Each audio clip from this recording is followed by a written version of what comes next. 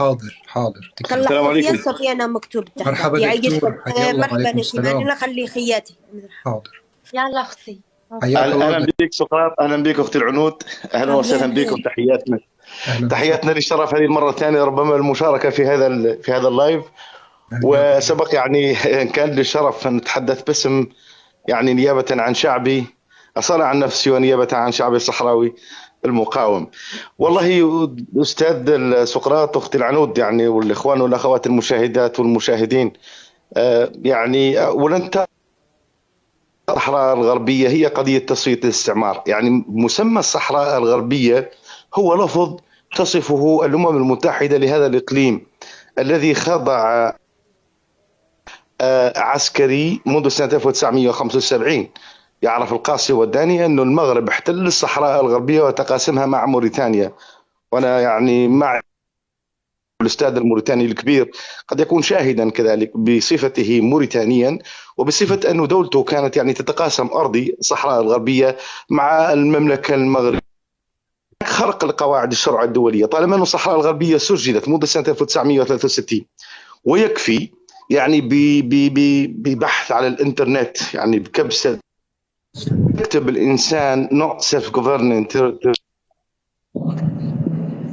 هناك مبدأ يسموه يعني granting people the right of independence، يعني منح الشعوب حقها في الاستقلال. هذا الإطار العام اللي حكم الأمم المتحدة، واللي صنفت الأمم المتحدة وجردت 72 بلدا بينها الصحراء الغربية، واللي اليوم لما تكبس كبسة زر واحدة يحيلك إلى موقع رسمي، موقع الأمم المتحدة، وفيه يعني لائحة البلدان يعني في اللجنة الرابعة على رأسها الصحراء الغربية مسجلة منذ سنة 1963 وفي الصحراء وفي إفريقيا، معناه هي آخر مستعمرة في أفريقيا. أختي الكريمة، أنه الشعب الصحراوي تعرض لهذه الجريمة، جريمة تقسيم الصحراء الغربية بين المغرب وبين موريتانيا. والجغرافيا كانت ظالمة للأسف الشديد، أنه جغرافيا معنا المحيط الأطلسي وفي يعني خلفيتنا الجزائر، فتلام الجزائر كدولة لماذا احتضنت الشعب الصحراوي؟ وكان لسان حال هؤلاء يقولون لماذا لا تعدمون من تبقى ونجا من تلك المجازر التي ارتكبت؟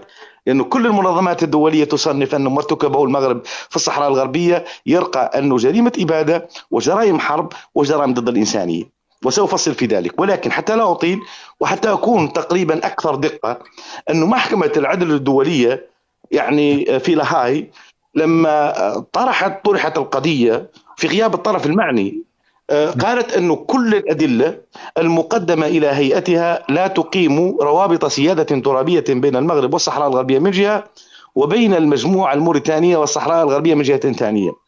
ما نستشفه من هذا القرار أن هناك مجموعة موريتانية، بمعنى أن هذا يفند جملة وتفصيلا الادعاء المغربي الذي يدعي بالمغرب الكبير، وهي رؤية يعني تريد أن تحاكي إسرائيل الكبرى من البحر إلى النهر.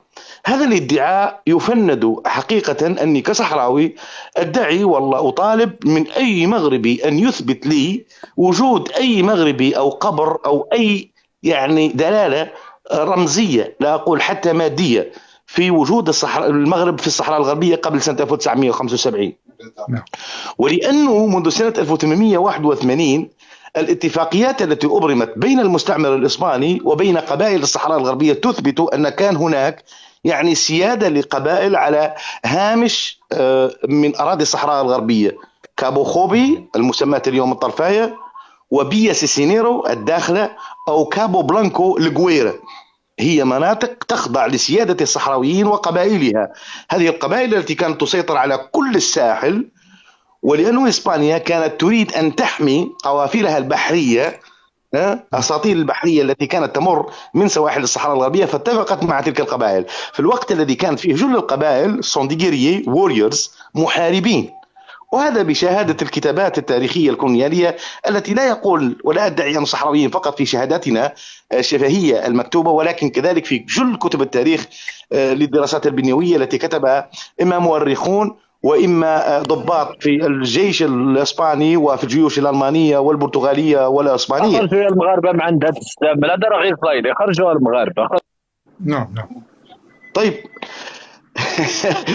للاسف الشديد يعني فتصوروا معي اخواني اخواتي انكم يعني فقط في ساعه لايف او ساعتين او 3 ساعات او 4 ساعات سمعتوا تسمعون. ربما قديما قالوا يعني انما الامم الاخلاق وما بقيت، فانهم ذهبت اخلاقهم ذهبوا. انه الاخلاق قطعا تلعب دور كبير في نصره القضايا وفي فهم عداله القضايا. للاسف الشديد نحن عانينا مده 47 سنه من هكذا اشخاص وهكذا نظام، وما زلنا نعاني للاسف الشديد. هذا يسب السوري، هذا يسب السعودي، هذا يسب الجزائري، لمجرد فقط يعني موقوفهم، يعني معارضتهم لطرف او جزء في مفهوم الدوله المغربيه او في اطماعها الاستعماريه.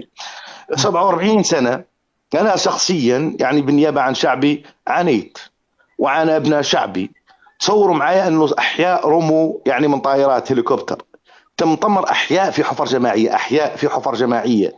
جريمه يعني المعروفه في جرائم اليوم، يعني منظمات حقوقيه دوليه تتحدث عن الجرائم ضد النساء، جريمه الاباده الجماعيه لكم القتلى من المدنيين الصغار والاطفال. كانت طائرات الجاكوار والميراج والفانتوم الفرنسيه يعني تنخفض الى علو منخفض لضرب الفارين من الغزو المغربي.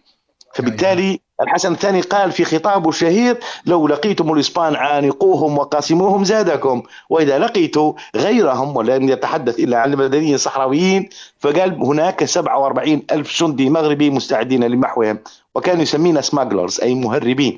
فهؤلاء هم المدنيين الصحراويين الذين قاوموا مثل ما قاوم أسلافهم. وللأسف الشديد على أنه يعني كل هذه الجرائم التي ارتكبت ونحن مقسمين، نحارب ضد المغرب ونحارب ضد موريتانيا. هذا كان يعني يستخدم باسم العقيدة وباسم الدين الإسلامي، وكانوا يحارب يعني شعبا ملحدا أو كافرا، ونحن سنة مسلمون سنة مالي على المذهب المالكي. فكيف يعني شعب عربي يعني مسلم هجين يعني خليط كما ذكرت، يعني الهجرات العربية اللي شاهدناها يتكلم عنها صاحب سبائك من ذهب في معركة انساب العرب، عندنا يعني في العراق، يعني في نفس القبائل ونفس العشائر الموجودة في العراق في بلاد ما بين النهرين موجودة في الصحراء الغربية، في الحجاز، يعني في بلاد الحرمين، يعني هناك كذلك قبائل تدعي بانتمائها إلى الدوحة العلوية الشريفة الفاطمية. هناك كذلك قبائل تدعي كذلك صحراوية وعندها انتماء من قبائل الحميرية السبائية في الهجرات التي يعني وصلت إلى الصحراء الغربية بالارتباط بالجغرافيا بالمكان بالفضاء. هذا ما يؤكد كذلك روبر مونتاني في كتابه المغرب والبربر، الذي قال بأنه وجدت شعبين مختلفين حتى في النمط، أن الشعب الصحراوي يتحدث لغة حسنية هي أقرب للغة العربية الفصحى، يلبس رداء ضراعة وملحفة تثبت ارتباطه بالزي. الزي يرتبط يعني بعقيدته وبإيمانه ومحافظته. شعب مجاهد بكل معنى الكلمة، شعب يرتبط كذلك بالأنعام، يربي الإبل والغنم. في المغرب يربون يعني الدواجن وما إلى ذلك. يعني حتى اختلاف اللهجة، اختلاف العادات، اختلاف التقاليد، حتى في الغناء يعني فطلع في البناء النصي. حتى الثورة علمتنا أنه الارتباط بالوطن وبالعقيدة وبالدين بالدفاع عن الأوطان. الله سبحانه وتعالى يقول في محكم تنزيله: أذن الذين يقاتلون بأنهم ظلموا وأن الله على نصرهم لقدير، الذين يخرجوا من ديارهم إلى أن يقولوا ربنا الله. هذا هو تشريع للمقاومة إخواني أخواتي. نحن شرعت لنا المقاومة للدفاع عن أنفسنا.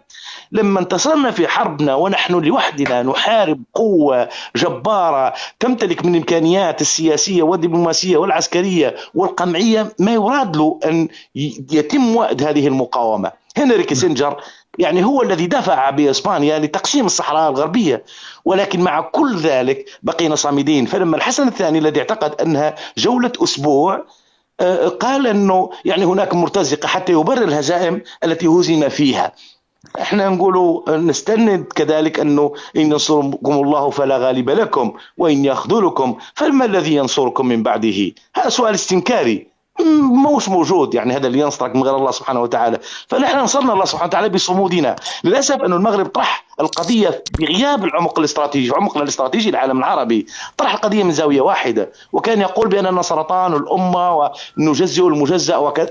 لم يكن هناك ارتباط مع المغرب، لا في التاريخ ولا في القانون ولا في الحقيقة ولا في الجغرافيا. ما فرقه الله لا تصله السياسة. يعني في خلال هذا البث يا أخي العزيز يمكن لك أن تميز بين المغربي وبين الجزائري والصحراوي. الجزائري والصحراوي ارتبطوا ارتباطا بقضايا الأمة وبمصيرها وبالدفاع عنها وبهويتها، وبالرغم كل النقائص لدينا كأمة. ولكن أنت ترى بأن المخزني هو يسب ويهدد ولا يعني يتسامح مع مخالفيه في الرأي، وبالتالي مستعد على أنه يسب كل من يخالفه في وجهة نظره الدغمائية. نحن كشعب أخواني وأخواتي يعني قطعا أنه مستضعف، ولكنه ليس ضعيفا، لأنه قوي بإيمانه، قوي بإمكاناته للدفاع عنها. نحارب كذلك أنه 2700 كيلومتر من جدار، من بنى هذا الجدار؟ من أشرف على بنائه؟ هل يعقل أنه يعني 2700 كيلومتر تفصل ضفة الصحراء الغربية الشرقية عن الغربية في حقول ألغام تصل بحسب منظمة أكسفام ب 12 مليون لغم أنتي بيرسونيل وأنتي شار، مضاد للألغام ومضاد للدروع.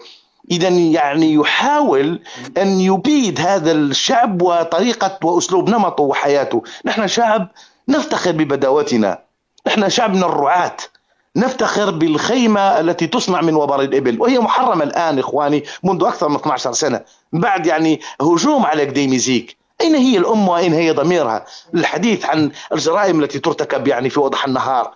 هناك مؤامرة قطعا حيكة في الظلام ولا تزال للأسف الشديد. من يعني فرط يعني حبنا لإخواننا دائما نألم في كل يوم. شعب مشرد، شعب موجود يعني أكثر من 47 سنة في مخيمات للجوء، محروم من وطنه، جيل وراء جيل يعني يكبر وينمو وهو يحلم على أنه يعانق الجيل الآخر الذي هو موجود في أرض محتلة مقموع. أنا أتحدث من أرض محتلة، في عمري 47 سنة يعني فقدت والدي وفقدت أسرتي وشتتت، يعني 75% فرت إلى مخيمات اللاجئين، و25% عانت الويلات وقمعت. اغتصبت ابنت عمتي يعني في معتقل سري وقتلت، وجثمانها لا يزال مصيره مجهولا مثل مصير والدي. العشرات المئات من الصحراويين لقوا نفس المصير إن لم يكن أكثر.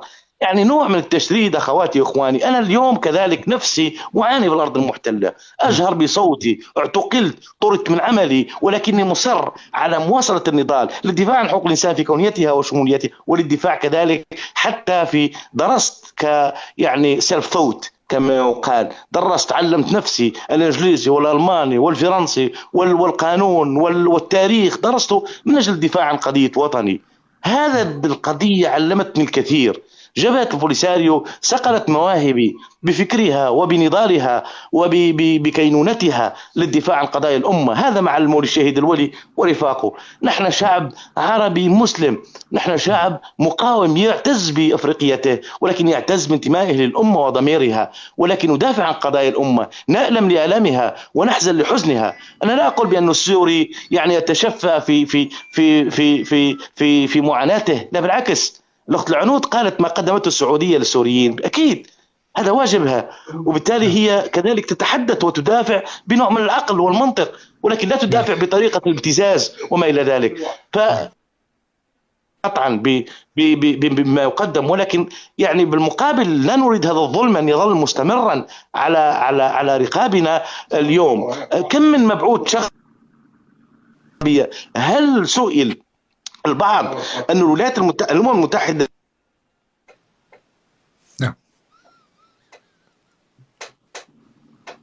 راح صوته قد يمت موسى شعب مثل الشعب الفلسطيني وما مثل الشعب لما نعم